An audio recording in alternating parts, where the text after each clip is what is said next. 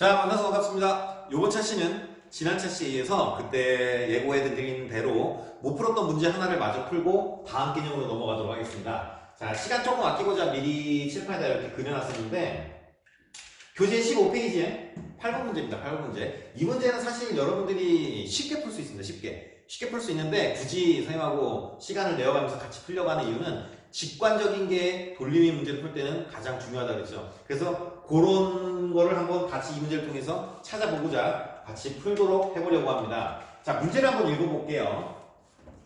나머지 문제들도 꼭 여러분이 직접 한번 풀어보셔야 됩니다. 자, 그림과 같이 실 PQ에 연결된 막대가 얘가 실 P고 얘가 실 Q입니다. 실 PQ에 연결된 막대가 이 막대가 수평을 이루면 정지에 있답니다. 정지에 있으면 뭡니까? 힘의 평형, 돌림의 평형이 유지되고 있다는 소리죠. 자, AB의 질량은 물체 AB의 질량은 M으로 같고 추 전체의 질량은 막대기의 질량의 2배이다. 자, 문제는 뭐냐면 요 F를 한번 찾아봐라. 실 PQ가 이 막대기를 당기는 힘은 F로 같은데 요 F를 찾아보라 합니다. 문제는 이해되셨죠? 자, 그래서 미리 힘을 싹 다 표현해놨습니다. 이 돌림이 문제를 풀 때 첫 번째로 여러분이 하셔야 되는 게 뭐라고 그랬습니까? 바로 그죠? 모든 힘을 표시하는 거죠. 모든 힘. 자, 막대기의 질량을 라진으로 잡았으니까 추의 질량은 2m이겠죠. 그러면 중력가속도 곱해서 2mg라는 추의 중력. 문제에서 제시한 실 P가 막대를 당기는 힘 F, 실 Q가 막대를 당기는 힘 F. 그 다음에 A의 질량은 M이니까는 A의 중력 mg. 됐죠? 자, 그 다음에 막대기는 총 6L이니까는 요 정도 3L이고 3L이겠죠? 3L인 곳에 질량 중심, 무게 중심이 있을 거니까는 여기서 막대기의 중력 mg. 그 다음에 B의 중력 mg. 자, 이렇게 해놓고 보니까는 저번 시간에 우리가 문제풀이를 몇 번 했듯이 지워지는 게 있죠.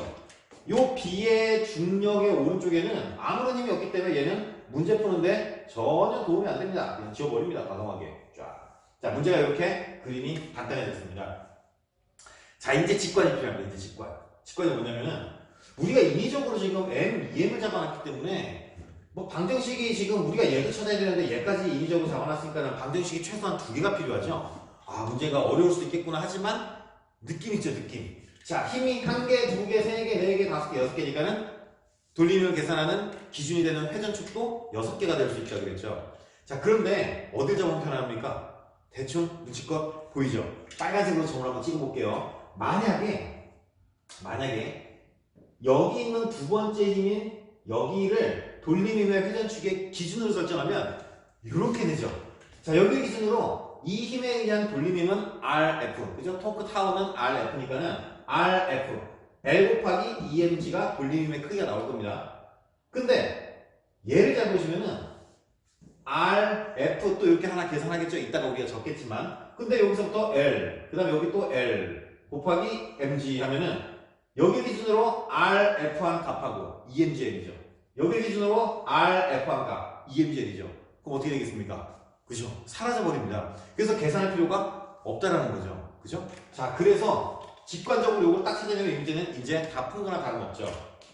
자, 계산해 보겠습니다. 여기 우리가 계속 얘기했었던 그 받침대가 여기 있다는 가정하에 지금 푸는 거죠. 돌림힘의 회전축을 빨간색으로 잡아놨겠으니까, 자, 그대로 쓰면은 여기 빨간색을 기준으로 같아야 됩니다. 같아야 되니까, 자, 왼쪽에는 이거밖에 없죠. EMGL, 아까 얘기했던 EMGL이라는 돌림힘 밖에 없고, 자, 그 다음에 오른쪽에는 얘 있죠, 얘. 얼마입니까, 여기? 2분의 1L이죠? 그러니까는 2분의 1. 그 다음에 MGL이 있고, 자, 그 다음에 또 뭐가 있냐면은 F가 있죠, F.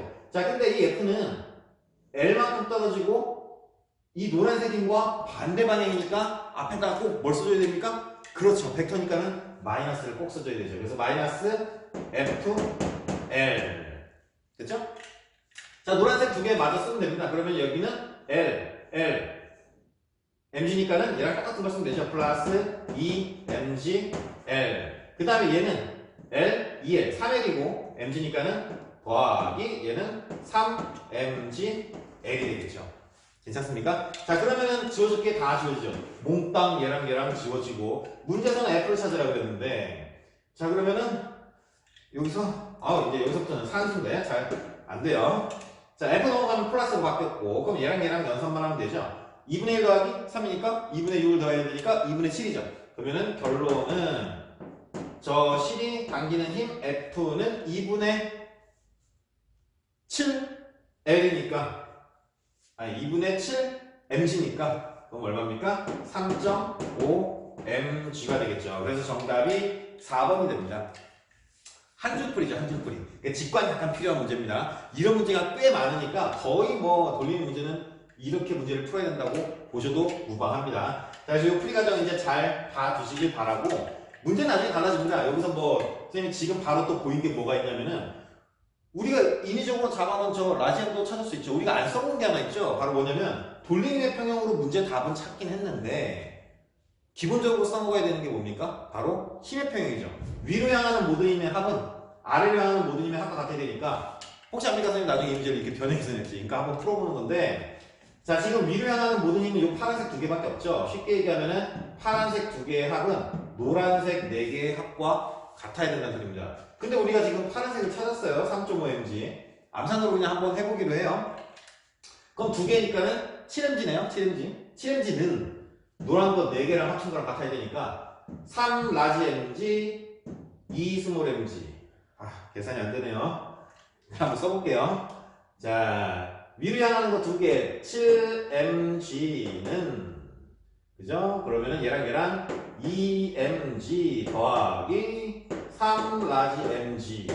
그러면은 얘 넘어가면은 g 지우고 5고 3 넘어가니까는 결론이 막대기의 질량 라지 m은 얼마가 나오냐면은 3분의 5 m이 나온다는 소리죠.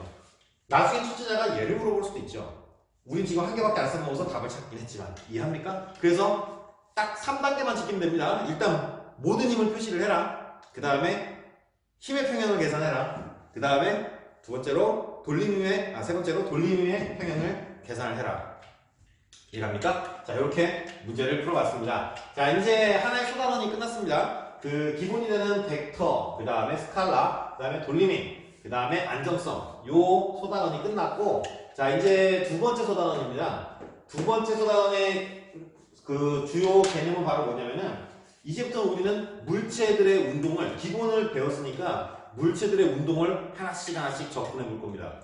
이 물체 운동에는 물리학 1에서 배웠던 등가속도 직선 운동도 있을 거고, 그 다음에 원운동, 곡선 운동이 나타나기 시작합니다. 제일 큰 차이가 물리학 1, 2의 차이가 바로 1차원상의 운동이냐 2차원상의 운동이냐를 보는 게 큰 차이라고 했죠. 물리학 2는 2차원상의 문제들이 많기 때문에 원운동도 나오고, 뭐도 나옵니까? 케플러 법칙인 타원궤도 운동도 나오고, 그 다음에 공을 던졌을 때 볼 수 있는 포물선 운동도 나오고, 그 다음에 우리가 수행평가로 할 단자의 운동도 나오고, 참 재밌는 개념들이 많이 나와요.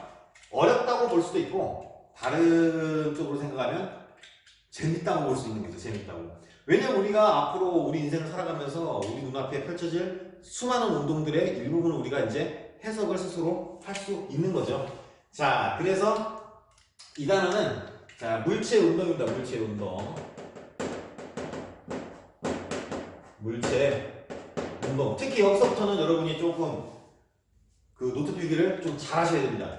이해가 선행돼야 돼요. 무조건 필기만 한다고 중요한 건 아니고, 필기하고 나중에 그냥 동영상 보고 그냥 따라 쓰면 되는 거죠. 이해가 중요하니까. 내가 앞서 얘기했던, 내가 먼저 태어나서 배우고 이해한 걸 여러분한테 지금 던져주는 거죠. 더 짧은 시간 안에 나보다 더 뛰어난 사람이 되라는 뜻이죠. 청출어라. 여러분은 그럴 수 있고, 그럴 능력도 있고, 그죠? 다들 요즘 학생들 얼마나 똑똑합니까?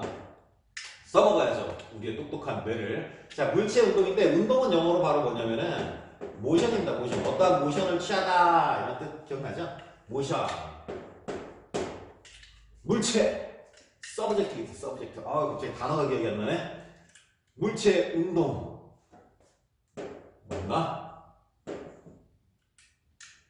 단어가 갑자기 진짜 기억이 안 나요? 물체. 서브스탄스. 물질이고.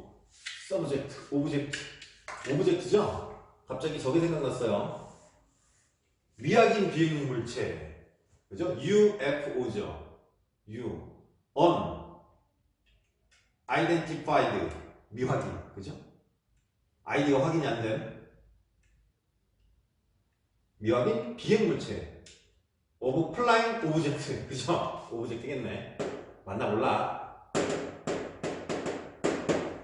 저는 영어 잘 못해요. 영어 잘 못하는데, 혹시나 진짜 이 단어 하나가 나중에 여러분한테 조금이라도 도움이 될까 싶어서 먼저 한번 찾아보고 아는 것만큼까지는 써드리는데, 자, 뭐 맞는 것 같아요. 오브젝트하고 물체운동입니다. 자, 물체운동은 이제 기술할 때 그 앞서 말했던 그 여러 가지 다양한 운동들을 기술해야 되는데, 그거의 가장 근간이 되는 걸 여러분은 물리학 1에서 배웠어요.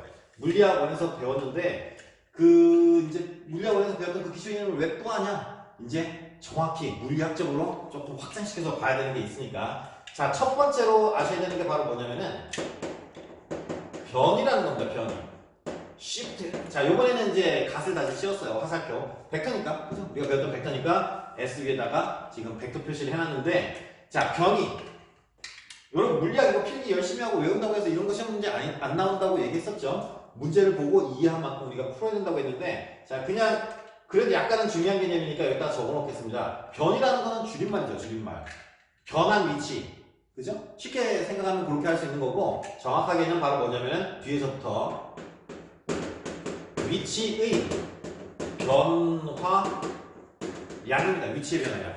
자, 위치의 변화량인데, 그러면은 요 안에 숨은 뜻이 하나 더 있죠? 바로 뭐냐면은 위치라는 것부터 알아야 되죠, 위치. 위치 벡터라는 것부터 알아야 되는데, 전부 다 벡터량이 이제 계속 등장할 건데, 자, 요런 내용을 한번 봐보세요. 우리 XY 평면 좌표를 많이 쓴다 그랬죠? 그래서 우리가 직교 좌표로 벡터도 분해를 막 하고 했었는데, 자, 어떤 물체가 이제 막 운동을 하는 거를 평면상에서 우리가 이제 이렇게 한번 볼 겁니다. Y축이 있고, 이렇게 X축이 있는데, 어떤 물체가, 예를 들어서, 이렇게 한번 해볼까?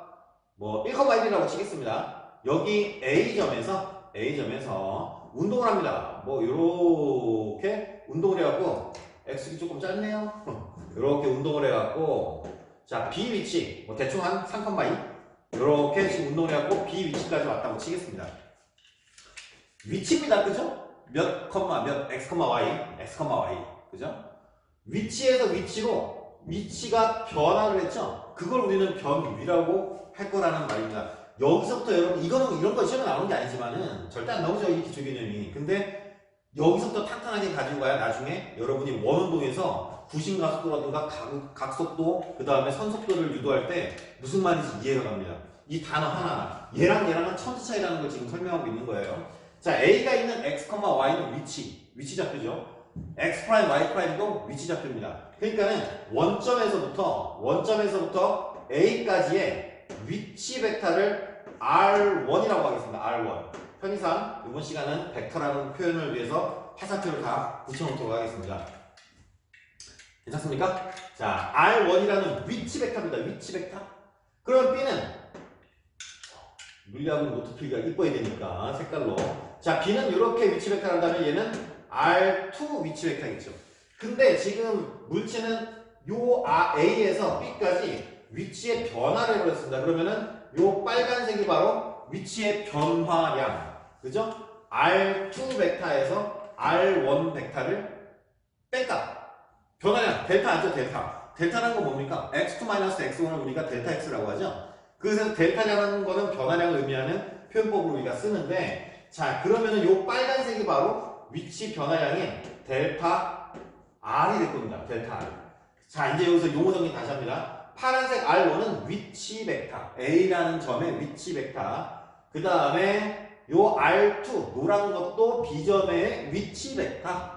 근데 요 빨간색은 진짜로 위치에서 위치의 변화를 보고 있는 변이 벡터죠. 변이 벡터. 위치의 변화량 벡터입니다. 자, 그래서 얘를 그대로 써보면은 다음처럼 요렇게 할 수 있죠. 벡터의 합성과 분해 기억나죠? 벡터는 빼기라는 게 없습니다. 선생님 근데 여기 델타라는 건 나중 거 빼기 처음 거 아니에요? 할 수 있는데 벡터라는 건 항상 빼는 게 있는 게 아니고 합성이라는 것만 존재하죠. 합성. 자, 그래서 다음처럼 이렇게 표현해 볼 테니까 보세요. 델타 R이라는 게 어떻게 나왔나 곰곰이 보시면은, 자, 그림을 조금 더 밑에다가 확장을 한번 시켜보겠습니다. 델타 변위 벡터는 위치의 변화량이니까는 말 그대로 R2 벡터에서 R1 벡터의 차이값이죠. 변화량입니다.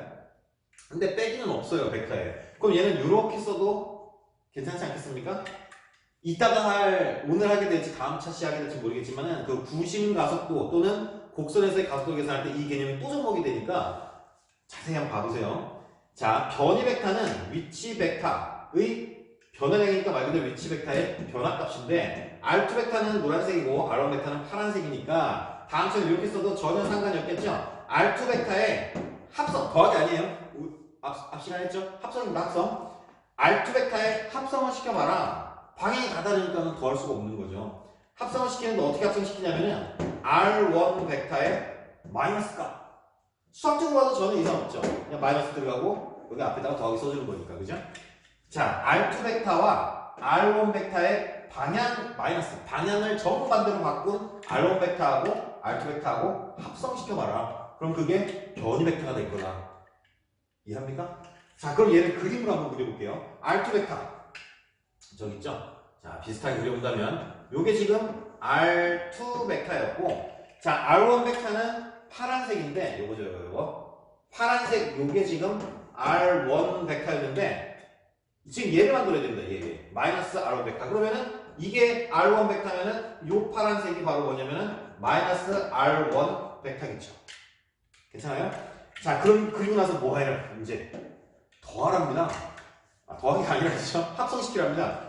어떻게 합성합니까, 우리? 배웠듯이? 그죠? 평행사변형법으로 합성을 합니다. 자, 그러면은 노란 거랑 똑같은 거 땡땡땡땡땡, 파란 거랑 똑같은 거 땡땡땡. 지금 요 노란 거하고 얘하고 합성을 시키면은 평행사변형 이렇게 그리면 되고, 여기서부터 쭉 그리면 얘가 바로 결과값이죠.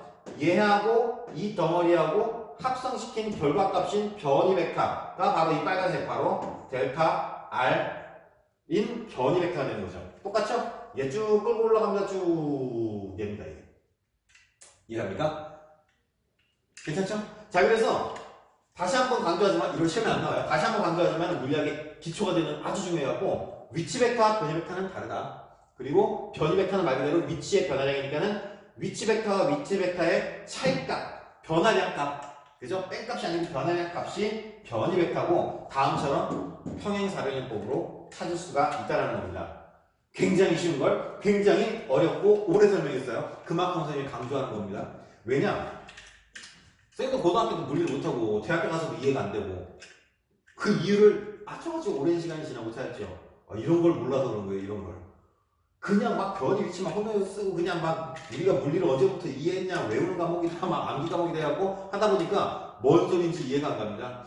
그러니까 결국에 막 시험을 외워서 보고 공부한 만큼 결과값이 안 나왔었죠. 자, 요거 굉장히 중요하니까. 자, 두 번째로 넘어갑니다.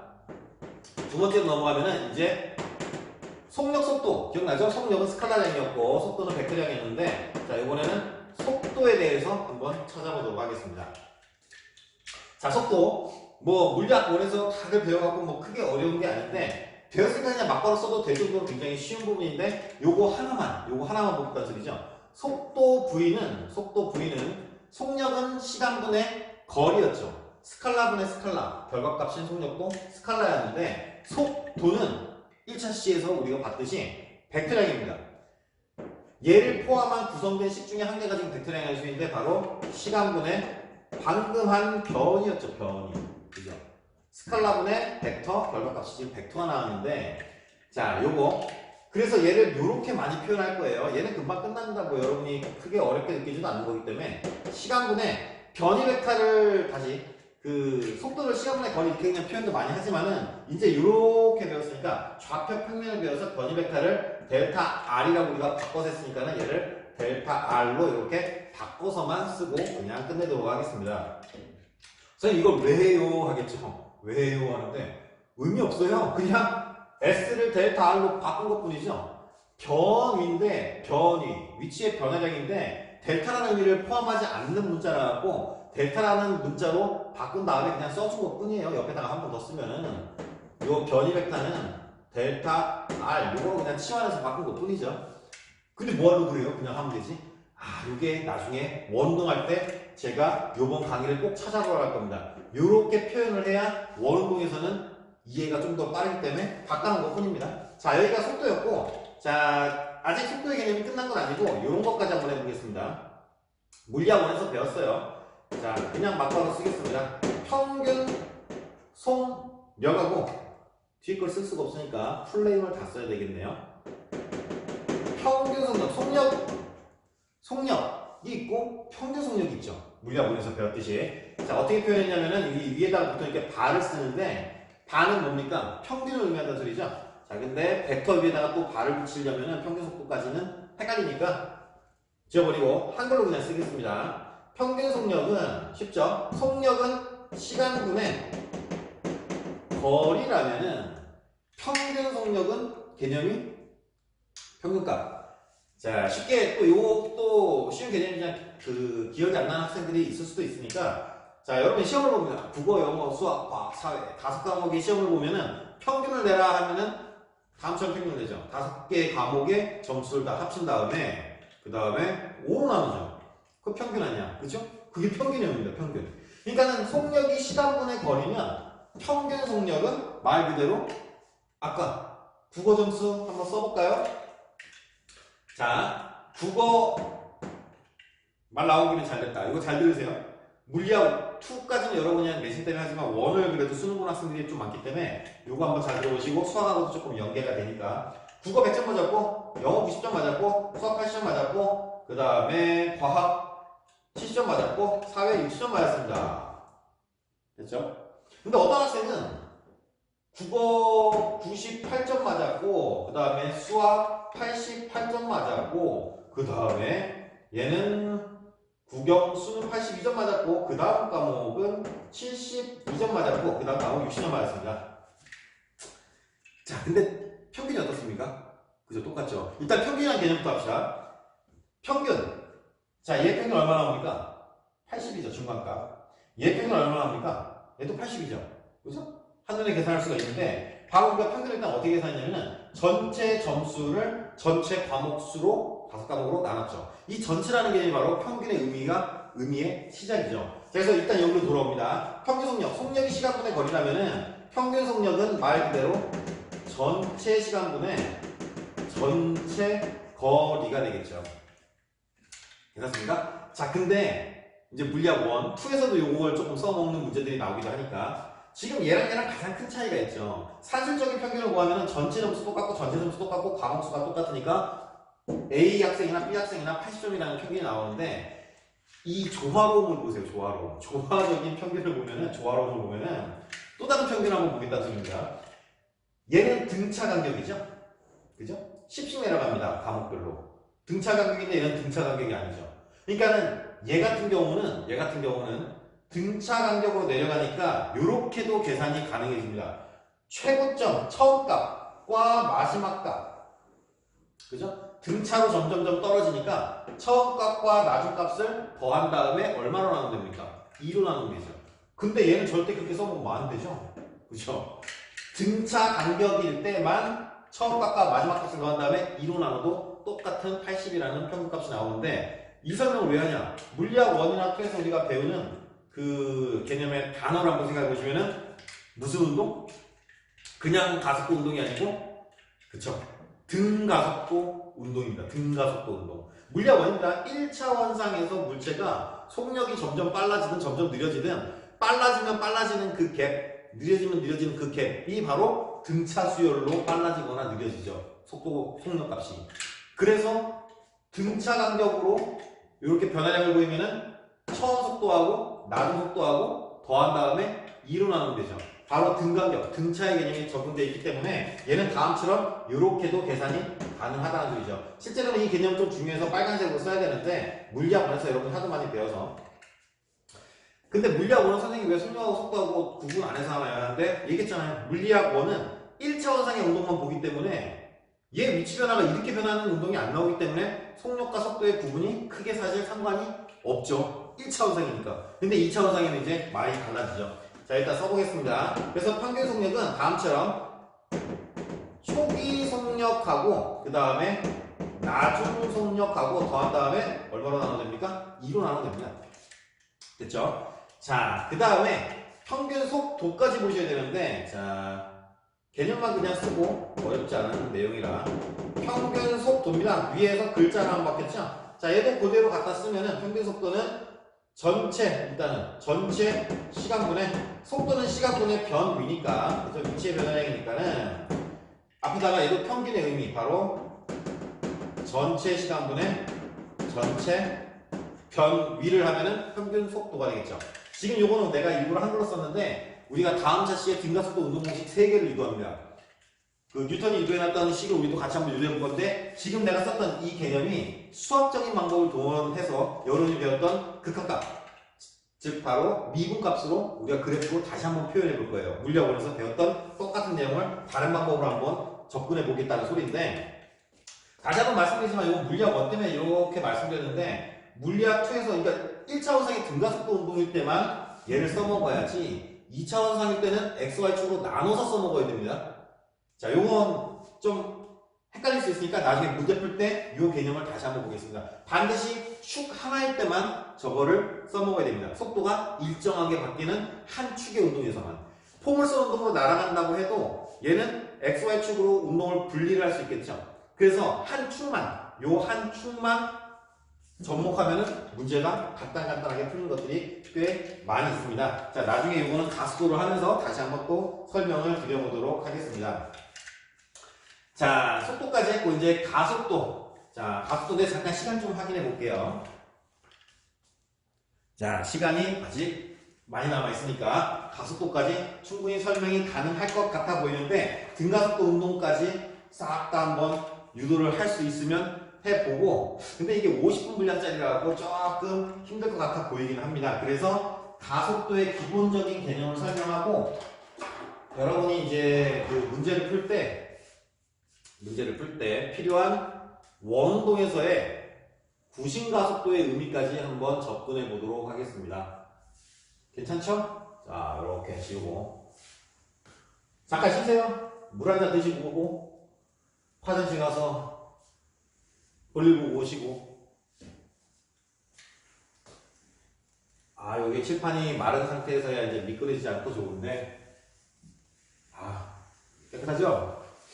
깨끗해야 또 판서도 잘 되고 하니까. 자, 지금은 뭐 우스갯소리로 하는데, 지금은 비누교실에서 선생님 혼자 열심히 떠들고 있어요. 마치 연기하는 것처럼. 처음엔 좀 어색하고 했는데 몇 번 찍다 보니까 이것도 재밌네요. 예전에 그 8년 전인가요? 선생님이 강의를 한 40개 정도 찍어갖고 유튜브에 형들이 이제 물리가 어렵다고 복습하고 싶은데 강의 하나 찍어달라고 해서 한 40개 찍어서 2단원을 찍었습니다. 2단원. 전자기학 파트. 2단원 찍어서 올려놓은 게 있는데, 이제 그 동영상은 교육과정이 바뀌었죠. 그래서 그 동영상을 지우고 지금 찍는 걸 새로 업로드를 하고 있는데, 그걸 지우려고 봤더니 계정에 비밀번호 올라가고 못 지우고 있어요. 잘 됐죠? 나중에 전자기 파트까지 우리가 할 수 있다면은 거기까지 세계과정으로 다시 찍을 건데, 만약에 뭐 그 이후에 오프라인 등교가 시작되고 한다면 제가 먼저 올려놨던 그 전자기학 강의도 참고해갖고 공부해보세요. 대학교 가서 많이 도움이 되실 거니까. 아주 젊은 사람이 나와요. 8년 전 제가 나오기 때문에 얼마나 더 젊어졌겠습니까? 아, 지금 좀 살이 쪄갖고. 자, 이제 가속도를 한번 해보겠습니다. 가속도 물체 운동의 3번입니다. 3번. 등가속도 운동 공식까지 유도하기에는 시간이 좀 빠삭할 것 같고, 좀 더 세부적으로 가속도에 대해서 정리하는 시간으로 가져보도록 하겠습니다. 가속도입니다. 물리학원에서는 저기 앞에다가 등자를 썼었죠. 등가속도. 그러니까 얘는 지금 모르는 거예요. 얘는 가속도 값이 같을지 안 같을지 모른다는 소리죠. 가속도 값이 같으면 등가속도인데 가속도 값이 같지 않을 수도 있으니까. 그래서 같을지 안 같을지 모르니까. 말라가고 있습니다. 말라가고 있어요. 빨리 말라라. 금방 말라면 이렇게 하면 되죠. 아, 힘들어요. 숨쉬기도. 자, 해보겠습니다. 가속도인데 물리학원에서 배웠던 거. 자, 가속도는 이니셜로 그냥 바로 쓰겠습니다. 가속도는 단위 시간당 어떠한 시간 t 동안에 델타 t라고 써야 정확한 거긴 한데, 어차피 우리는 델타 t를 그냥 t로 씁니다. 왜냐면 물체 운동을 시작하는 그 시작점이 바로 0초이라는 소리죠. 0초. 수학 같은 경우는 0이 원점이 따로 있고 x2가 있고 x1이 있으니까는 델타 x 하면 x2 마이너스 x1으로 하면 되는데, 물리학 같은 경우는 어떤 물체 운동을 지금 기술할 건데 항상 딱 보고 시작할 때가 시간의 기준인 0초가 시작이기 때문에 t2 마이너스 t1에서 t1 값이 항상 0이죠. 0. 그러니까 굳이 뭐 t2 마이너스 0을 쓸 필요가 없으니까는 델타 t로 또 쓸 필요도 없고 그냥 t로 써버리는 거죠. 그래서 단위시간당 바로 뭐였냐면은 가속도란 단위시간당 속도 변화량이었죠. 속도 변화량. 여러분 배웠던 겁니다. 속도 변화량인가? V2-V1 그죠? 또는 V1-V0 속도 변화량인데 자 여기서 기본적인 식을 하나 유도를 하고 그 다음에 가속도의 기본 개념으로 접근을 해보겠습니다. 그 다음에 원운동에 대한 이 가속도의 접근법까지 한번 진행해 보겠습니다. 시간 배분이 될까 잘 모르겠지만 여러분 솔직히 뭐 지금 저는 이렇게 하지만은 이게 여러분이 여기 앉아있고 제가 수업을 하면은 수업하다가 이런 얘기 저런 얘기도 하고 그 다음에 뭐 아이들하고 소통도 해가면서 하면은 진도 분량이 이렇게 빨리 못 나가죠. 근데 혼자 떠드니까 와 진도가 그냥 뭐 막 나갈 수 있어서 아주 좋아요. 근데 끊고 맺고 한 다음에 다음 거를 딱 해야 되는데 이게 약간 애매하네요. 하지만 해보도록 하겠습니다. 자 가속도는 단시간당 속도 변화량인데 일단 공식 3개를 싹 유도를 한번 해보겠습니다. 바로 뭐냐면 등가속도 운동 공식 물리학원에서 여러분이 배웠던 공식인데 자 편의상 지금부터 다시 여러 번 유도를 해야 되니까 벡터 표시를 빼도록 하겠습니다. 자 얘는 다음처럼 이렇게 쓸 수 있죠. 다시 쓰면은 벡터 표시 빼겠습니다. 자 시간분의 그 다음에 얘는 델타 V 낮은 속도 V1 빼기 처음 속도 V0 자 어색하니까 여기까지만 이렇게 붙여놓읍시다. 괜찮죠? 자 그러면은 다음처럼 이렇게 한번 계산해 봅시다. 지금부터 하는 게 왜 하냐면은 항상 중요한 건 물리학에서 왜 그걸 하는데 이런 질문을 던져야 되죠. 왜 하냐면은 뉴턴이 이런 생각을 한 거죠. 공을 지금 저 높이 이렇게 던져 올릴 건데 과연 얘가 몇 초 뒤에 최고점에 정지할 건지 그럼 직접 실험을 해봐야 됩니까?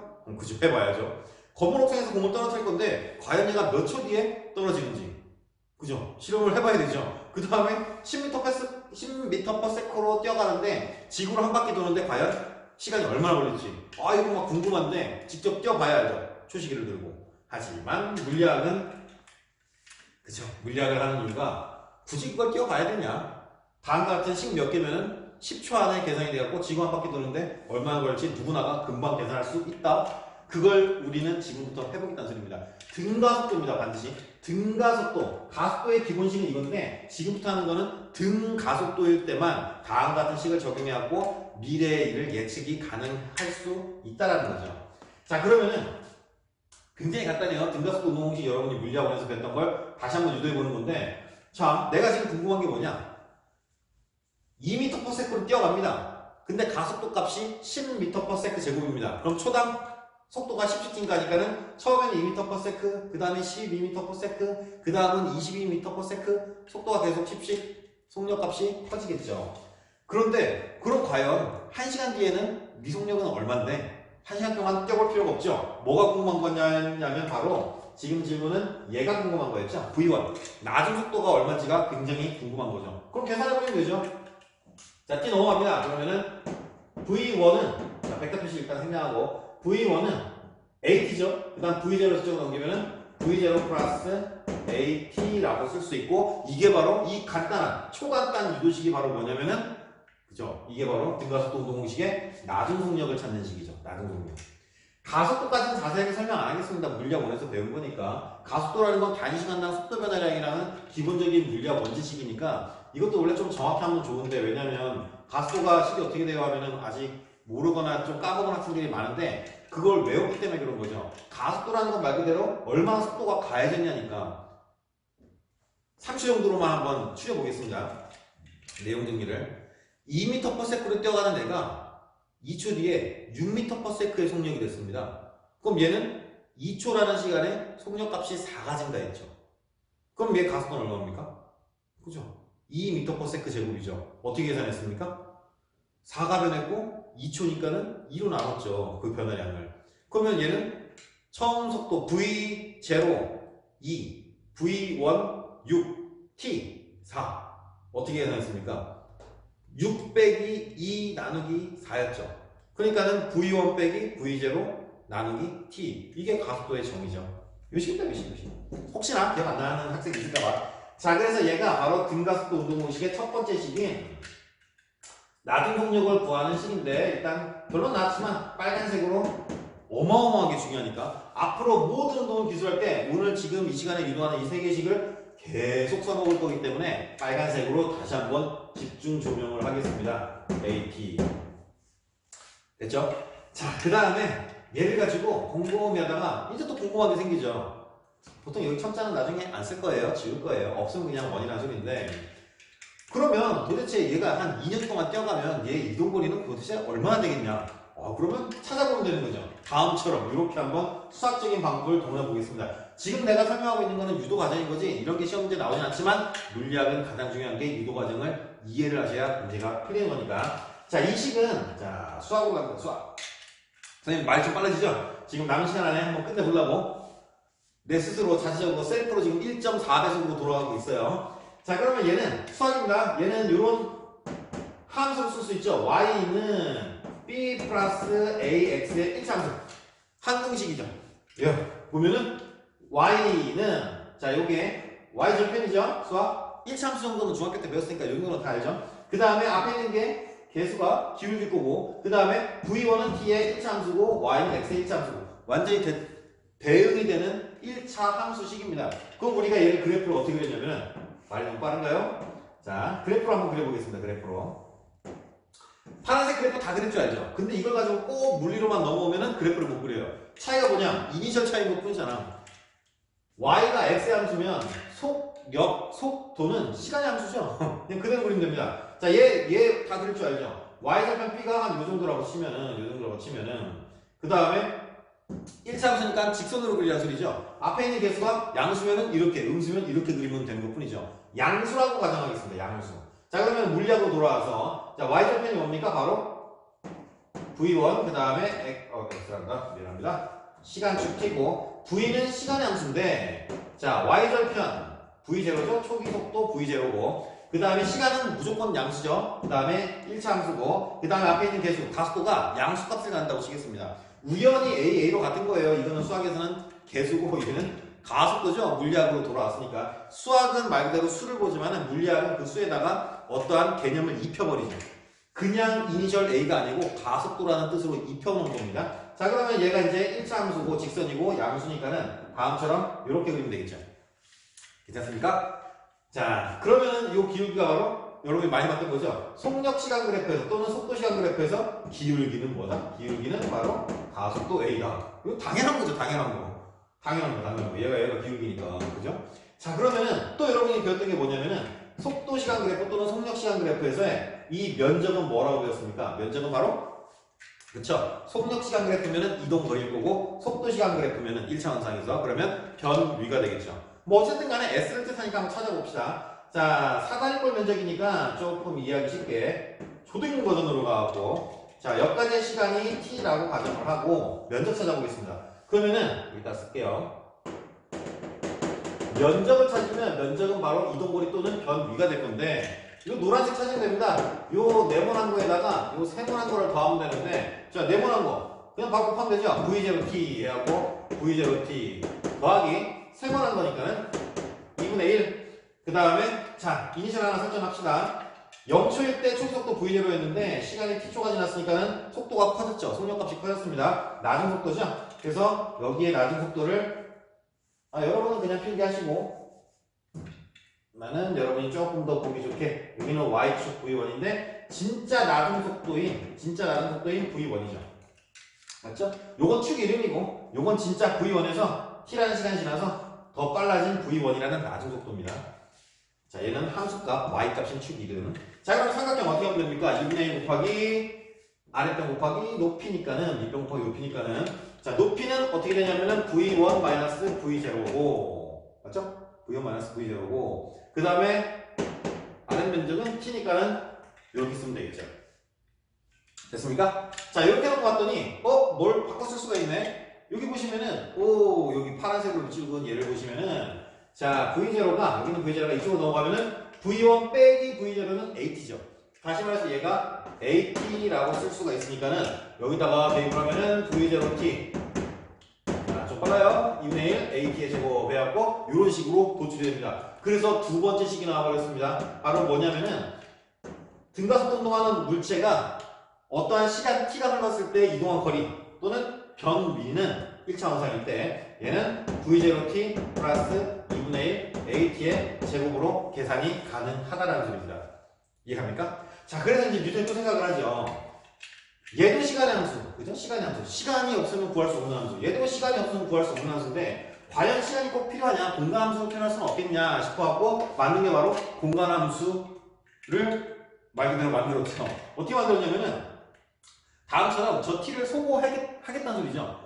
굳이 시간에 의존하는 함수도 하지 말고 공간값만 알고 있어도 찾을 수 있는 함수를 한번 만들 수는 없을까 해갖고 그럼 어떻게 하면 되는데 말 그대로 시간 t라는 문자를 소멸시켜버리면 되는 거죠. 소거해버리면 됩니다. 자, 그래서 다음 같은 방법을 했는데 자, 요렇게 붙여놓을게요. 얘를 1번식이라고 하고 얘를 2번식이라고 한다면은 자, 저 1번식을 다음처럼 이렇게 변형을 합니다.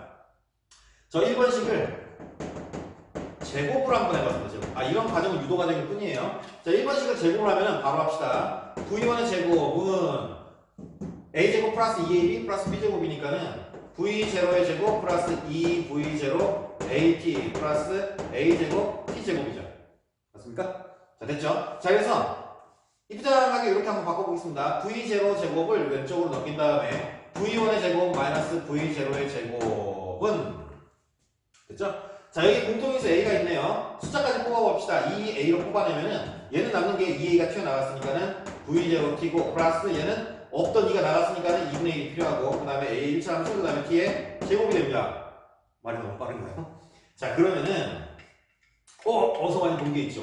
지금 이 가로 안에 있는 애를 보니까 어서 많이 본 식입니다. v0t 플러스 2분의 1 at의 제곱. 방금 위에서 한 식이죠? 이거는 아니고 바로 얘가 뜻하는 게 뭐냐면은 이동거리 S라는 소리죠. S. 자, 우함부터 쓰겠습니다. 그래서 EAS는 V1의 제곱 마이너스 V0의 제곱으로 표현이 가능하다는 소리죠. 얘가 바로 등가수 공동공식의 3번식입니다. 지금 오늘 한 내용 중에 칠판에 있는 1번, 2번, 3번은 정말 무진장 중요합니다. 왜냐면 그 대단원 2단원이 바로 전자기 파트죠. 전자기 파트에서도 전기력이라는 힘이 작용할 거죠. 그죠? 그 다음에 자기력이라는 힘이 또 작용을 하겠죠. 결국에는 힘이 또 작용하는 운동입니다. 힘이 또 작용하는 운동이니까 결국에는 그 힘이 일정한 힘이라면 그 물체는 등가속 운동을 할 거고 이 빨간색 식 세 개를 또 써먹어야 된다는 소리죠. 자, 그래서 나아가서 다음 차시는 뭘 할 거냐면 오늘 아직 끝난 게 아니고 다음 차시는 요 식 세 개를 풀어낸 걸 가지고 이제 여러분이 엄청나게 굉장히 많이 봐왔던 그래프를 다시 한번 재조명해 볼 겁니다. 미분의 의미도 한번 심어가 보면서 자, 미분 말이 나왔으니까는 이런 방법 하나 알려드립니다. 이미 뭐 수학에서 배우셨겠지만은 실제 미분하고 적분은 잠깐 시간 좀 보고 올게요. 미분하고 적분은 누가 만들었냐면은 물리학자들이 만들어놨죠. 대표적인 물리학자가 바로 누구냐면 여러분이 알고 있는 뉴턴이 만들었습니다. 그의 저서 프린키피아라는 책에서 뉴턴이 미분과 적분이라는 개념을 만들어서 도입을 합니다. 근데 수학한테 뺏겨갖고 미분 적분을 수학자들이 만든 줄 알고 있는 사람들이 대부분인데 물리학자인 뉴턴이 만들었어요. 왜 만들었을까 한번 곰곰이 생각해봐야 됩니다. 왜? 필요하니까 만들었겠죠. 왜 필요하냐? 시간을 보면 지금 1초만 보고 있는데 이 시간 0.1초면 10분의 1로 줄었었으니까는 잘게 짜게 된다는 소리죠. 근데 만분의 1초면 어떻게 할 거고 100만분의 1초면 어떻게 할 거고 1000만분의 1초면 어떻게 할 겁니까? 내가 지금 알고 싶은 게 0초에서부터 1초까지 얘가 지금 이렇게 빨라지면서 등가속 운동을 했는데 내가 지금 알고 싶은 건 1억분의 1초가 지난 순간 여기서 1억분의 1초가 딱 지난 순간인 그 순간의 순간속도를 알고 싶은데 순간속도를 알려면 우리가 지금 알고 있는 대수학으로는 할 수가 없죠. 그래서 뉴턴이 만드는 겁니다. 특히 이제 용철과 같은 물체의 운동에서는 용철이 가지고 있는 힘이 탄성력이죠. 근데 탄성력은 시간이 지났다기보다는 물체를 용철을 압축시켰다가 놓으면은 물체가 이렇게 이제 밀려나가겠죠. 그 밀려나가는 순간을 딱 보면은 용철이 물체를 미는 힘, 즉 탄성력은 고정된 힘이 아니죠. 용철이라는 거는 압축된 길이나 늘어난 길이, 즉 변형된 길이에 탄성력이 의존하기 때문에 이 물체가 조금만 움직여서 압축된 길이가 달라지면 탄성력이 막바로 바뀌죠. 그러니까 얘는 여기서부터 여기까지 이렇게 운동이 나가는데 요만큼의 범위값 안에서 얘가 받은 용철이 밀어내는 힘인 탄성력의 종류의 개수는 크기의 개수는 무지막지하죠. 말할 수가 없습니다. 1억분의 1로 쪼개도 계속 달라지는 값이죠. 이해합니까? 그래서 그런 극한의 개념이 필요했기 때문에 뉴턴이 만들어낸 건데, 말 나온 김에 다음처럼 이렇게 해보면 되겠죠. 자, 이 빨간색 식 3개가 기억이 안 나면은 단위계라는 걸로 찾아볼 수도 있는데, 그건 예전 누누이 얘기했듯이 오프라인 때 하기로 하고, 지금은 미분적으로 찾아볼 수가 있죠. 가속도란, 아까 정의, 3초 정의 기억나죠? 가속도란 단시간당 속도 변화량인데 2m/s에서 6m/s 2초 만에 바뀌었어. 아, 그러면 600이 2 한 다음에 2로 나누면 되네. 2m/s 제곱이 가속도의 크기네. 아, 어떻게 내가 찾은 거지? 2라는 숫자를 v1 빼기 v0 나누기 t 하면은 나오는 거였죠. 이것만 기억이 나면 t만 넘겨서 이 식을 찾을 수가 있죠. 그죠? 이 식을 찾을 수가 있고, 이 식을 적분을 하면은 이 식이 나옵니다. 그죠? 이 식이 나오고, 그 다음에 이 식을 제곱을 하면은 이 식이 나오죠. 1번식만 끌어낼 수 있으면 1번식을 적분하면 얘고, 1번식을 제곱하면 얘가 나와버립니다. 그 전에 가속도의 기본식만 알고 있으면 단순하게 t만 넘기고 2항 정리하면 이렇게 나오죠. 무슨 말이냐? 여러분이 좀 더 이해할 수 있는 그 방법으로 하면은, 수학에서 여러분 조금 배웠으니까 그냥 참고로만 보세요. 참고로 좀 물리학을 그래도 좀 힘들게 보면은, 자, 만약에 자기가 이 식이 생각났다고 칩시다. 원래는 방금 설명했던 대로 이 식에서 요거 한 다음에 1번이 2번 되고 1번이 3번 되는 가는 식이 맞긴 한데, 여러분 만약에 이것밖에 생각이 안 난다 그러면은 거리를, 그죠? 거리를 dt분의 d, 시간에 관해서 미분하면 뭐라고 했습니까? 수학에서 속력 또는 속도였죠. 그럼 그대로 갖다 씁니다. dt분의 d, s는 여기 있죠. v0t 플러스 2분의 1 at의 제곱이니까 시간에 관해서 미분해보면 어떻게 됩니까? 그러면은, 자, 얘 미분하면 어떻게 됩니까? 얘 미분하면 t의 1차함수죠? 미분하면은 1 앞으로 나가고 1 빼기 1이니까 t의 영승 1이죠. 그러면은 v0만 남고 플러스, 그 다음에 t의 제곱이니까 얘 미분하면 2 앞으로 나가서 2분의 1하고 없어지고 2 빼기 t의 1승이죠. 그래서 at 해갖고 속력은, 나중 속력은 v0 플러스 at, 바로 1번식이 나옵니다. 그러니까 2번식이 기억나면 미분하면 1번식이 되고, 그죠? 만약에 자기가 1번씩밖에 생각이 안 난다 그러면 뭐 하면 됩니까? 적분하면 되죠.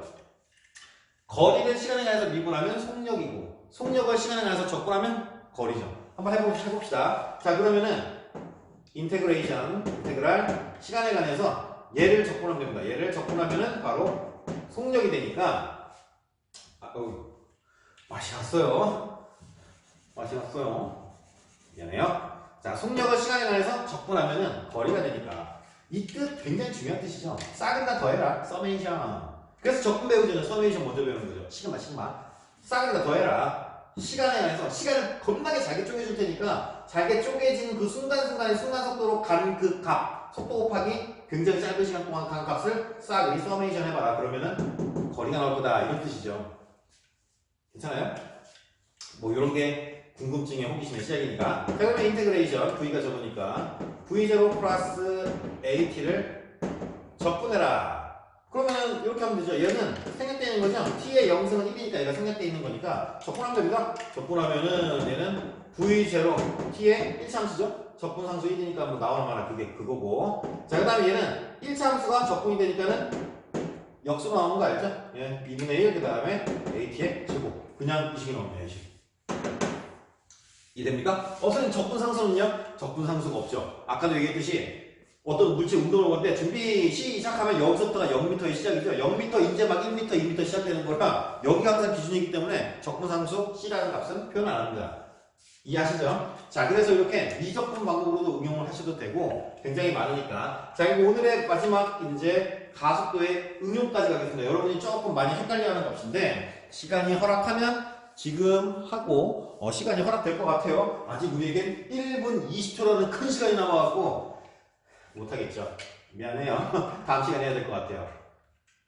자, 그래서 다음 시간 찾으려고 하면은 요 1번, 2번, 3번에 해당되는 그래프 9개를 그리고 그 다음에 까먹으면 안 되는데 요 가속도를 원운동에 접목시켜서 원운동 할 때는 구심가속도라는 게 작용하는데 그 원운동의 일부분을 가지고 문제집에 자주 등장하는 그 가속도를 한번 찾아보겠다 드립니다. 쉬울 것 같지만은 평면상의 운동이죠. 엑서의 평면상의 원운동이기 때문에 접선 속도가 이 방향에 있다가 접선 속도가 이 방향으로 바뀌면은 V1 벡터는 이쪽이고 V2 벡터는 이쪽이니까는 가속도를 구하는 게 단순히 더하기 빼기가 아니고 뭘 해야 됩니까? 또 합성을 해야 되죠. 합성. 이해합니까? 아까 했던. 그래서 그거는 같이 한번 봐야 문제가 좀 풀리니까 그거까지 그래프 9개, 그 다음에 가속도의 그 2차 평면상의 운동의 접목을 하도록 하겠습니다. 자, 오늘 수고 많았고 다음 차시에 또 뵙겠습니다. 고맙습니다.